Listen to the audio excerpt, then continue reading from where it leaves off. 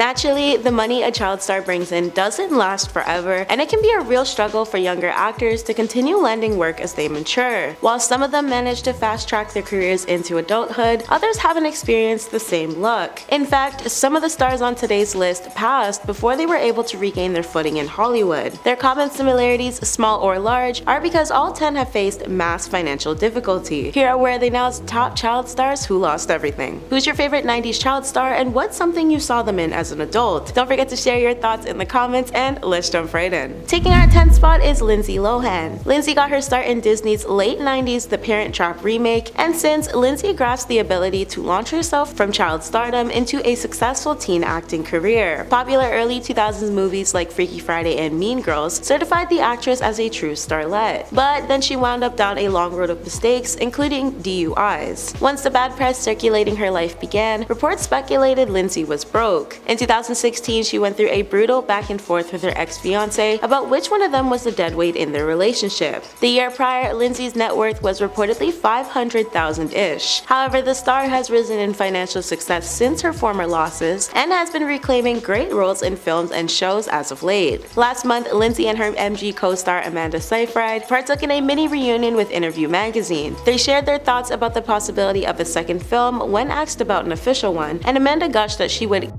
for a week of them taking their own roles on Broadway. Lindsay agreed, detailing how fun it would be to reunite with their original cast. Before we jump into number 9, like today's Where Are They Now to keep our fun top 10 countdowns going. Taking our 9th spot is Aaron Carter. During Lindsay's peak fame, she actually dated this late singer, and he too faced monetary challenges during the years of his initial peak. As the younger brother of Backstreet Boy Nick Carter, Aaron experienced numerous quick brushes with fame from the late 90s into the early 2000s. However, his legal woes started up not too long after this. In terms of producing, he couldn't score a major hit and struggled to stay on the public's radar outside of his Dancing with the Stars stint. In 2013, reports flew about that Aaron owed the IRS over $2 million, but he did later pay this off. As of the past holiday, Aaron's on-off fiancée Melanie Martin and the remaining 1-year-old son Prince honored the late star on Christmas. Melanie took to social media to remember her partner, sharing a reel packed with moments from their bittersweet occasion. Her caption stated, "We can no longer see you with our eyes, but we can feel you in our heart forever." In the post, Melanie held Prince while smiling at the lens. She signed off to Aaron with, "Love your mini-me and honey." Taking our 8th spot is Macaulay Culkin. Macaulay, who is arguably most popular for his Kevin McAllister role in the Home Alone film franchise, unfortunately went down a dark spiral after his 2007 arrest for controlled substance. The star, who was once one of the most successful child actors ever, was locked up for a short while due to this. Currently, reports detail how Macaulay received a much larger pay from Home Alone 2 than what he was making in the first film. Macaulay was obviously a huge star after Home Alone's initial success, so it makes sense that this led to a sequel and he got an upgraded pay. But the amount he scored for the Christmas classic's second movie is damn near astonishing. Because Lost in New York was another big hit, Macaulay needed a much bigger paycheck to come back. As per the things, Macaulay was paid $100,000 for portraying Kevin in the first. His star power, which came from this, led him to command more finances. So when Home Alone 2 made its return for filming, Macaulay ended up being paid approximately $4.5 million to star in the sequel, which is absolutely massive compared to the fee he just received a couple years prior. Taking our 7th spot is Shia Labeouf. Shia was another huge early successor thanks to Disney Channel series like Even Stevens and famed films including Transformers, Holes, and Disturbia. However, like many other child stars, Shia also struggled for a long while. Some of his past offenses include being arrested for refusing to leave Walgreens, road rage, and assault with a deadly weapon. He seems to be a bit more level-headed nowadays though, and was most recently captured doing some last-minute Christmas shopping with his wife Mia Goth and their young daughter Isabel. The family was out in the town of Pasadena, California, and Shia and Mia held coffees as they prepped themselves to hit the shops ahead of the festive break. The couple welcomed Isabel this past March following their initial expected announcement in February. Shia and Mia began dating in 2012, tying the knot in Las Vegas in 2016, but went through a brief divorce period 2 years later, where Shia was romantically involved with actress Margaret Qualley and artist FKA Twigs at that point. Taking our 6th spot is Amanda Bynes. Amanda was a grand staple in Nickelodeon, specifically because of The Amanda Show, as her life revolved around the world of kid and comedy series. As she matured though, she ran into several issues with the law, including hit and runs, DUIs, and more. Towards the end of December, Amanda was captured rocking a casual look while running errands in LA. The former actress donned a vintage Dare tank tank, leggings, ballerina flats, and a blue see-through shoulder bag on her solo outing. Since her time in the spotlight, Amanda dipped out on fame to attend cosmetology school for her nail technician's license, following the termination of her 9-year conservatorship. Taking our 5th spot is Dustin Diamond. This late Saved by the Bell actor vanished from the public eye until he resurfaced in 2006 with the release of his self-directed, self-starring adult film. At the same time, Dustin made appearances on Celebrity Fit Club and moved on to release a controversial semi-autobiographical novel titled Behind the Bell, which detailed his time thrust into the spotlight. Due to legal troubles, Dustin's net worth at the time was estimated to sit at about $50,000. Before his death, Dustin apparently preferred to be cremated and buried without a gravestone. Several weeks after his passing from stage 4 lung cancer, Dustin's close friend Dan Block exclusively informed The Sun of Dustin's wishes to not have a headstone that people can mess with. Dan, who was also by Dustin's side as he passed, added, "He did not want to have a big funeral, so it's just going to be a memorial with a few family and friends." Taking our 4th spot is Jaimee Foxworth. The Family Matters Judy Winslow actress's time on TV was brief, and her life very much fumbled down the road. Starting as a child model, Jaimee's Family Matters character was suddenly written off the show's 4th season with no explanation, and Jaimee was never able to make a Hollywood comeback after this. Her family reportedly went broke, which forced Jaimee into adult entertainment to make a living, acting under the name Crave. After departing from the industry, Jaimee made a Celebrity Rehab with Dr. Drew appearance, sobered up, and welcomed her son in 2009. In May 2020, Jaimee officially hit her 40s, and she still looks amazing despite all her past troubles. In a then new Instagram post, Jaimee uploaded a stunning selfie of her wearing a black tank and printed leggings. Her face was all glammed up, and the staff was supported with the quoted caption, "I'm humble, but trust me, I know I'm some pressure." Taking our 3rd spot is Gaby Hoffmann. Gaby's upbringing was detailed to be strange, as she spent the majority of her youth living in Manhattan's Chelsea Hotel. Gaby started acting when she was quite young, making appearances in movies like Sleepless in Seattle and Field of Dreams. She spent her teen years acting in New York as well, partaking in theater work while studying at college. In a 2013 New York Times interview, Gaby outright claimed she only had $2 in her bank account. This was later corrected by the actress to actually be a couple thousand, but she guaranteed she wasn't obtaining much work. However, at this point, she was already in the middle of making a comeback. Shortly after this, Gaby landed a recurring part on Girls and bagged a role in Amazon's acclaimed series Transparent. In July 2022, the 90s child star hit her 40s and is still absolutely thriving. She's still friends with her now and then co-star Christina Ricci, and she still resides in California with her 2 children and longtime partner. Currently, she portrays a grandmother on HBO's drama Winning Time: The Rise of the Lakers Dynasty. Taking our 2nd spot is Natasha Lyonne. Natasha is most popular for playing Nikki on Orange is the New Black, but she started acting very young, taking on roles in films such as Dennis the Menace and Everyone Says I Love You. Continuing to act into her teen years, Natasha's American Pie role soon became her most memorable. Following a series of substance and legal incidents, Natasha wound up hospitalized in 2005. She truly lost it all and was deemed unemployable for several years before sobering up and bouncing back. In July 2022, Natasha was photographed with a bulky mystery man in New York, months after she confirmed her former split from her longtime relationship with Fred Armisen. The duo strolled arm in arm on their way to a Broadway show with notable smiles on their faces. And despite the identity of the mystery man remaining a secret, the pair first sparked romance rumors last fall when they were caught hand-holding in Malibu, California, in which the PDA-packed outing had fans questioning her relationship status of 8 years prior. Taking our 1st spot is Jodie Sweetin. Jodie's life started with hardships as both of her parents were locked up. Her aunt and uncle adopted her, and Jodie eventually landed her first role at age 5. She played Stephanie Tanner on the hit family series Full House. Jodie was a staple for all 8 seasons of the series, however, once it wrapped, she began to spiral. She received very few acting jobs and turned to hard substances. After getting clean, an opportunity presented itself for Jodie to get back onto the small screen. This was for the Netflix revival series Fuller House. As of now, Jodie prioritizes being an ally for LGBTQ+, even if people don't exactly like it. In an ET exclusive for the Wrap's recent Power Women's Summit, the actress opened up about her position as a passionate advocate for targeted and marginalized groups. Jodie continues to use her platform and voice to push for equality as much as she can, regardless of how critics may feel. On this, Jodie explained feeling so honored and lucky that I get to be at the forefront and to have these discussions. For Jodie, having a public platform to advocate for change is an opportunity she absolutely does not want to waste. But according to public sources, Candace Cameron Bure was one of those who were upset with Jodie's public display of of disapproval. That's it in today's WATN. I've been your host, Michaela, and thanks for watching, friends.